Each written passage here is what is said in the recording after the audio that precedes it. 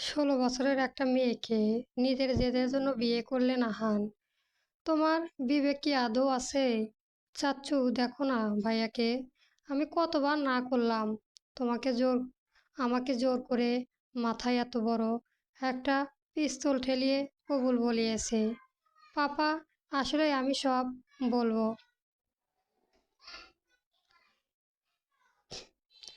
এই বলে থামলো হিয়া। এদিকে আহান শান্ত দৃষ্টিতে হিয়ার দিকে তাকিয়ে আছে। তখনই আনোয়ার সাহেব আরও রেগে বয়ে উঠলেন। কথা কি তোমার কানে যাচ্ছে না আহান? মেয়েটা কি ক্ষতি করেছে তোমার? আহান এক পলক নিজের বাবার দিকে তাকিয়ে বলল, বড় মাপের ক্ষতি করেছে বাবা।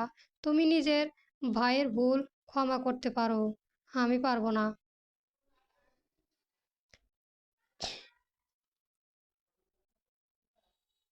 আর হিয়া আজ থেকে আমার স্ত্রী। ওর ভালো মন্দ সব আমার কাছে। আমার কথার উপরে আসতে যেও না বাবা, খুব খারাপ হবে। আনোয়ার সাহেবের মেয়ে জজ চটে গেল। ছেলের দিকে চেঁচিয়ে বলল, কি করবি তুই? এই বিয়ে মান মানি না আমি। হিয়া মা, চলো আমার সাথে। তখনই আহান হিয়াকে এক ঝটকায় কোলে তুলে নিয়ে বলল, বললাম তো ও এখন আমার। সাথে সাথে আহানের কিছু গার্ড এসে ওর বাবার সামনে দাঁড়িয়ে পড়ল।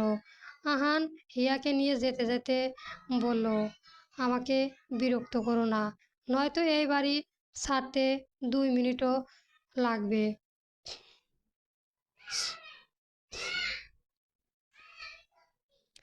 পেছন থেকে তখনও বলে যাচ্ছেন, ওকে ছেড়ে দে আহান, ভুল করছিস তুই।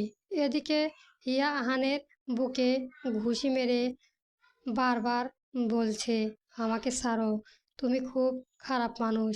আমি পাপাকে সব বলবো। ছাড়ো বলছি। আহান সোজা নিজের রুমে গিয়ে হিয়াকে বিছানায় ছুঁড়ে ফেলল। হিয়া কিঞ্চিত ব্যথায় আটকে উঠল। এদিকে আহান দরজা লক করে ধীরে ধীরে হিয়ার দিকে এগিয়ে এলো। হিয়া ও আহানের দিকে রাগী চোখে তাকিয়ে আছে। আহান হিয়ার কাছে এসে বলল, তোর ভয় হচ্ছে না? হিয়া ঝটপট বলল, কিসের ভয়? পাপা বলেছে ভয় পেতে হয় না, লড়াই করতে হয়। আহান রাগে হিয়া গাল চেপে ধরে বলল, পাপা, পাপা বলার বন্ধ করো, নয়তো তোর মুখই আমি বন্ধ করে দেব। এরপর হিয়া ছেড়ে দিতে হিয়া বলল, কি করবে তুমি? খাবার দেব না। আমি না খেয়ে 2-3 দিন অনায়াসে থাকতে পারবো। আহান হালকা হেসে বলল, এর চেয়েও বেশি যন্ত্রণা দেব। হিয়া ঢোক গিলে বলল, পানি দেব না, ওয়াশরুমে গিয়ে খেয়ে নেব।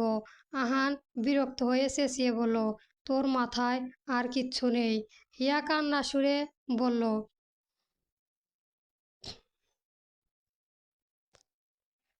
পাপাকে সব বলবো আমি।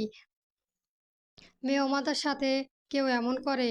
হিয়ার ব্যবহারে বিরক্ত হয়ে আহান বেলকনিতে চলে গেল। আহান চৌধুরী মন্ত্রী বিগড়ে যাওয়ার ছেলে হওয়ার সাথে সাথেই নামকরা ব্যবসায়ী। 8 বছর বয়সে লোকটা দেখতে বেশ সুদর্শন হলেও মনটা তিতা। করলাম করলাম তো, ছেলেবেলা মাকে হারিয়েছে, এই রহস্য আজও অজানা। বাবার মুখ খোলেনি, আর চাচু তো কিছু বলার ভয়েই দেশ ছেড়ে পালিয়েছে। এদিকে আনোয়ারা সাহেবের অনুরোধে নিজে না এসে মেয়ের ইচ্ছেই বাংলাদেশে ঘুরতে পাঠিয়েছিল আমিন চৌধুরী। 1 সপ্তাহ হয়নি, এরই মাঝে এত কিছু ঘটে গেল। সেই দিন বিকেলে চাচু বাসায় এসে ঘুরতে যাওয়ার মতো কাউকে পাচ্ছিল না হিয়া। রেডি হয়ে নিচে নামতেই খেয়াল করলো এক সুদর্শন যুবক বসে আছে। তার স্টাইল, তার চোখে, সব কিছুতে ইয়া কিছুক্ষণের জন্য আটকে গেল। আহানও কারো দৃষ্টিতে পেতে তাকালো সামনে মেয়েটার দিকে, একবার দেখে বাবার দিকে তাকালো। আনোয়ারা সাহেব বললেন, তোর বোন তোর চাচ্চুর মেয়ে।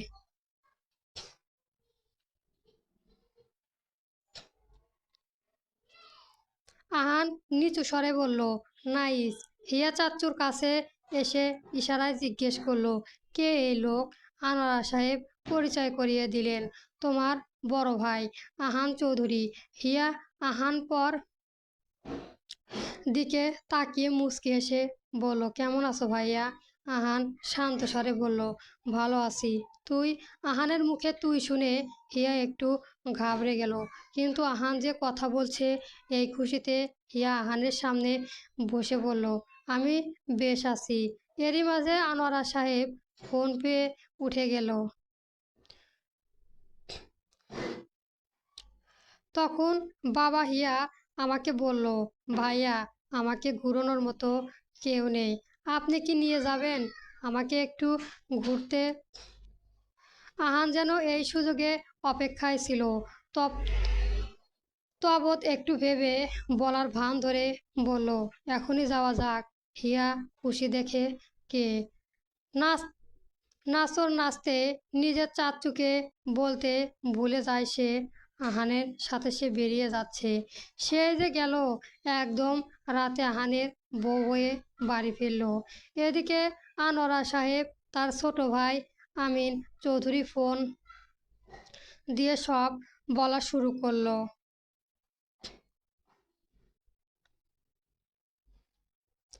আমিন সাহেব রেগে বললেন, এখনই আসছি।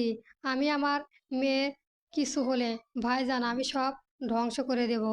আনোয়ারা সাহেব অবস্থা বেগতি দেখে বলা শুরু করলো, তোর মেয়েটাকে দেখে আমার ছেলে পাগল হয়ে বিয়ে করেছে। শুনেছে বিদেশে বয়ফ্রেন্ড আছে আর সহ্য করতে পারেনি।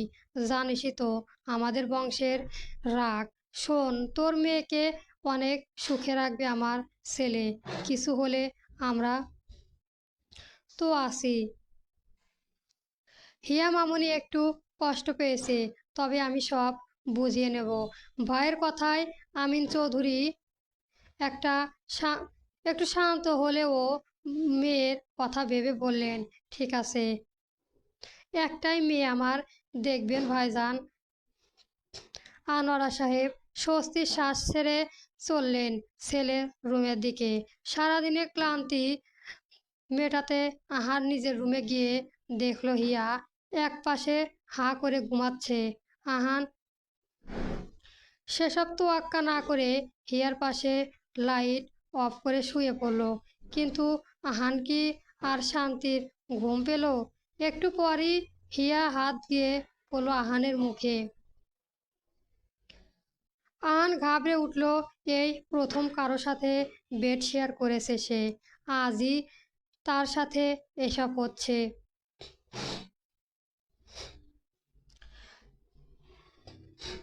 আহানের হিয়ার হাত সরিয়ে আবারও ঘুমানোর চেষ্টা করলো। তখনই হিয়া এক লাথি মেরে বসলো। আহান শক্তপোক্ত দেহ নিচে না পড়লে মেজাজে হাত ততক্ষণে বেহাল হয়ে গিয়েছে। আহান রেগে রুম থেকে বের হয়ে দেখে তার বাবা দাঁড়িয়ে নক করতে যাবে, সে আগেই দরজা খুলেছে। বেচারা নিজের ছেলেকে দেখে কাঁদো কাঁদো হয় বলে। বাবা, মেয়েটা ঠিক আছে তো? বন্ধুরা, পরবর্তী গল্প পেতে আমার চ্যানেলটি সবার আগে সাবস্ক্রাইব করে রাখবেন। ধন্যবাদ। গল্প হৃদয় জুড়ে শুধুই তুমি, সূচনা পর্ব চলবে।